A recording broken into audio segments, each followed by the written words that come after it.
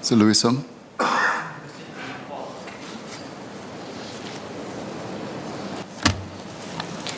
Mr. Speaker, sir, with your permission, may I address question 34 together with queries on related matters filed by Mr. Seah Ken Ping and Mr. Louis Ng, scheduled for future sittings?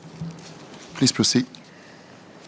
The rostering of nurses for shifts is managed by the hospitals, which MOH does not and should not interfere. Hospitals are operational environments which have to address patient needs on a day-to-day basis. Generally, healthcare workers understand and embrace this and will cover for each other occasionally when there is an operational need, even if it means a heavier workload. A rigid system will result in compromising on patient care. On Mr. Ng's suggestion in respect of the MOE Connect plan, we would highlight that MOH regularly reviews and adjusts the compensation and benefits for healthcare workers to ensure that they remain competitive. Our most recent review saw the base salaries of nurses in the public healthcare sector enhanced between 5% to 14%, which was implemented over 2 phases in July 2021 and 2022. We can study Mr. Ng's suggestion along with other options in future reviews. We will continue to work on various ways to support, develop, and retain our healthcare workers. We have to take a multi-pronged approach, including ensuring staff well-being, regularly reviewing compensation, attracting foreign nurses to augment our local workforce, and working with families and caregivers to alleviate the load on healthcare workers. Mr. Lewison.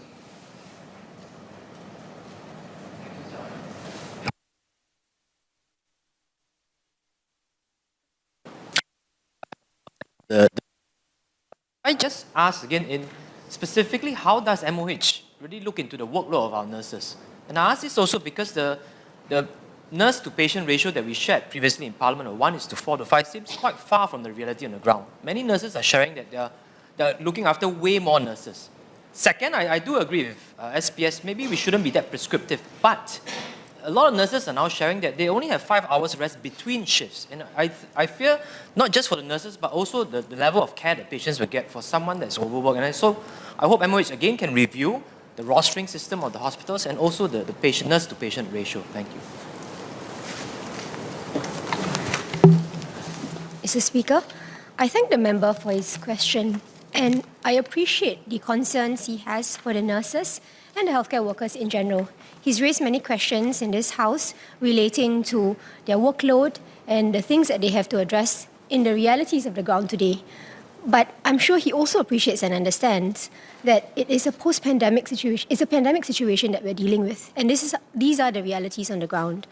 We also have to be cognizant that we not only have to ensure that the nurses are taken care of, we also need to ensure that the patients are taken care of. So in the light of the context that we are facing today, these are the realities on the ground that we have to acknowledge and learn how to manage.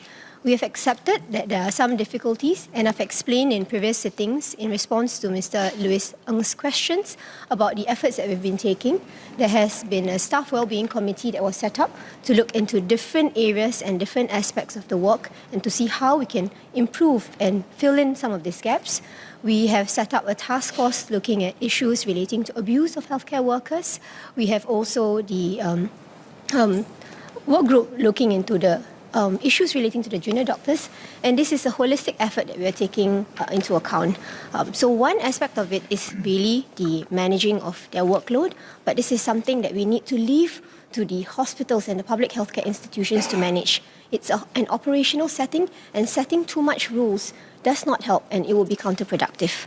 The reality is, even if we set the rules, the professionals, even if they're going to leave their shift, if they see a patient that is unwell, they would also still stay and still want to take care of the patient. And I think this is the reality that we have to accept of the nature of the work in the healthcare sector.